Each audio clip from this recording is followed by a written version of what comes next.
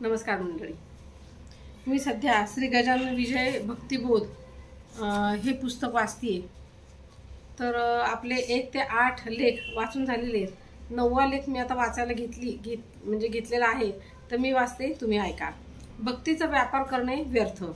श्री गजानन महाराज हे आपले व्यक्तिस्तोम लोकांनी माजवू नये म्हणून थोडे फटकूनच वागू लागले, पण भक्तांविषयी मात्र त्यांच्या मनात सदैव अपार प्रेमच वसत होते.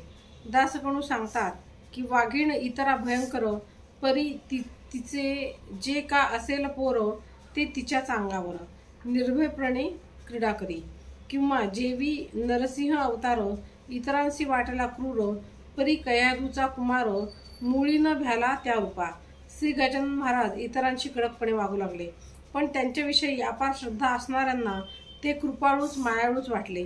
संतांचा काही ना काही गुणधर्म हा त्यांच्याजवळ गेलेल्यांना प्राप्त होतोच. कस्तुरी सुवासित असते, पण ती जिथे असते तिथल्या मातीलाही सुगंध येतो. चंदन असेल तर बाजूच्या झाडांनाही त्याचा थोडा वास लागतो. हा निसर्ग नियमच आहे. पण चंदनाच्या सुगंधाने सुवासित झालेले झाड स्वतःलाही चंदन मानू लागले तर मात्र त्याची फजितीच होईल. उसाजवळच निवडुंगही वाढतो, पण त्याने स्वतःला ऊस समजण्याची चूक करू नये. साधू जिथे असतात तिथेच ढोंगी बोंधूही असतात, हिरे असतात तेथे गारगोट्याही असतात, पण हिरा तो हिरा आणि गार ती गारच. ढोंगी माणसास चोप दिला, गार पायदळी तुडविली जाते, पण हिरा कधीच पायदळी तुडविला जात नाही. श्री गजानन महाराज यांच्या सानिध्यात असाच एक भक्त आला होता. त्याला संत सेवेचा अत्यंत अहंकार होता. वरवर श्रींची सेवा करतो आहोत असे तो भासवीत असे, परंतु मनात मात्र वेगळाच विचार थैमान घालत असे. श्रींच्या नावावर स्वतःच पेढी मिठाई लाटत असे. इतर भक्तांनाही तो सांगत असे की मी श्रींचा लाडका भक्त आहे, माझ्याशिवाय काहीच होत नाही. तसा मीच त्यांची सर्व कामे करतो. समर्थ रामदासांचा शिष्य जसा कल्याण हा होता तसा मी आहे असे तो सर्वांना भासवीत असे. श्रींची चिलीम भरणे, त्यांचे खाणेपिणे पाहणे हे सर्व मीच करतो असे तो सांगत असे. त्याचे नाव होते माळी विठोबा घाटोळ. शंकराचा जसा नंदी तसा श्रींचा मी परमसेवक अशीच जाणीव तो इतरांना करून देईल. पुढे पुढे आल्या गेल्या भक्तावर गुरगुरण्याचे व्यसनच त्याला लागले. देवापेक्षा कधी कधी द्वारपालच चढेल होतात अशातलाच हा प्रकार होता.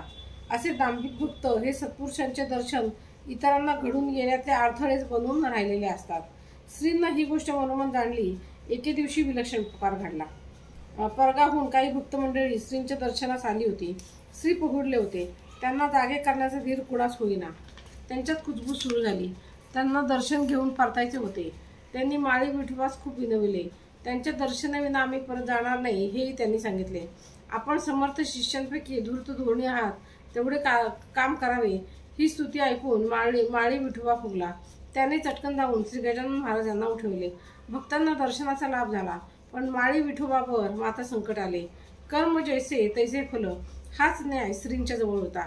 त्यांनी हातात काठी घेतली व विठोबाच्या पाठीत आणली. म्हणाले, हा फार माजला आहे, हा लुच्चा आहे. त्याने भक्तीचा उघड व्यापारच सुरू केला आहे.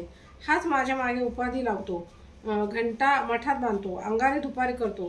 त्याचा पारा उतरविलाच पाहिजे. श्रींनी त्यास काठीने चोप दिला. माळी विठोबा पळून गेला. विठोबाने नेमके काय केले याचा उल्लेख जरी पोथीत नसला तरी दासगणूंनी अशा ढोंगी भक्तांची मतलबी रीत कोणती असते हे नमूद केले आहे. ते सांगतात की खरे जे का असती संत ते ऐसेच करीतात, ढोंगी मात्र जातात. अशांची या कारांमध्ये म्हणजे अधिकारा वाचून ढोंगी बसती होऊन संत नादी लावण्याजन ऐसे प्रकार कितीतरी. मतलबी त्यांनी साथ देती, उदो उदो त्यांचा करती, भले भलते सांगताती साक्षात्कार ढोंग्यांचे. तेने दोघांचे काम होई, अपार पैसा मिळविला जाई, वरी ही प्रथा बरी नाही, समाज जाईल रसताळा. माळी विठोबाने ढोंगीपणा तर केलेला असणारच, त्याशिवाय श्री गजानन महाराज त्याला चोप देणे शक्य नाही. तसेच स्वतःकडे त्याने मोठेपणाही घेतला असेल. प्रसंगी दर्शन घडविण्याबद्दल काही पैसे घेतले असण्याची शक्यता आहे, कारण असे प्रकार अनेक ठिकाणी पाहावयास मिळतात. संत दर्शनाचा ठेकेपणा कुणीतरी मिरवीत असतो. संतांना मात्र ही गोष्ट अजिबात आवडत नाही. ढोंग्यांना त्यांची जागा दाखवली. ऊस तो ऊस आणि निवडुंग तो निवडुंगच. संत ते संतच, ढोंगी ते ढोंगीच. संत त्यांना त्यांची जागा दाखवितात. दासगणू महाराज सांगतात, मोगरा निवडुंग शेर ही झाडे जरी भूमीवर असतात तरी त्यांची जागा त्यांना निसर्गाने दाखवली आहे. प्रत्येकाची किंमत वेगवेगळी आहे. मोगऱ्याचे रक्षण करतात मांडव घालून, तर निवडुंग जाळून टाकतात. शेराची फांदी मात्र चिलटासाठी बांधून ठेवली जाते. संत हे सर्वांचे रक्षण करतात, मात्र त्यांना त्यांची जागा मात्र दाखवितात. ढोंग्यांना ते शिक्षा करतातच, मात्र माळी विठोबा हा कमनशिबीच ठरला. साधू संगती मिळाली होती, पण ढोंग बाजीने त्याचीच हकालपट्टी केली. संतांजवळ जाऊन ढोंग करू नये हेच खरे. 8वा अध्याय समाप्त.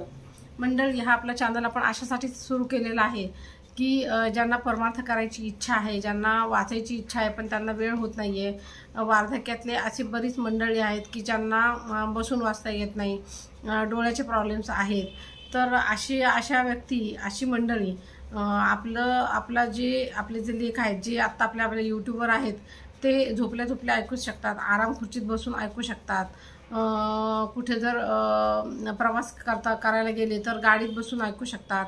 अगदी हॉस्पिटलमध्ये ॲडमिट असले तरीसुद्धा ऐकू शकतात. म्हणजे माझी परवा एक मैत्रीण मला म्हणत होती, अगं माझ्या सासऱ्यांना मी ॲडमिट केलेलं आहे, तर इतकं डिप्रेशनमध्ये होते, पण मी तुझ्या चॅनलवरचं श्री दत्तगुरूंचे लेख वाचले आणि खूप मला बरं वाटलं. तर आपल्या चॅनलवर श्री दत्तगुरूंचे अध्यायसुद्धा आहेतच.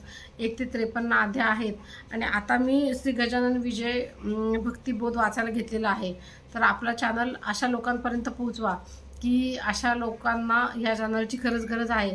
आणि तुम्हीसुद्धा स्वतः वेळात वेळ काढून 15-15 मिनटं वेळ काढून जर ऐकायला सुरुवात केली तर त्याचा तुम्हाला स्वतःला निश्चित फायदा होईल. तर त्यासाठी आधी चॅनलला सबस्क्राईब करा आणि अनेक लोकांपर्यंत आपला चॅनल पोहोचवा. धन्यवाद.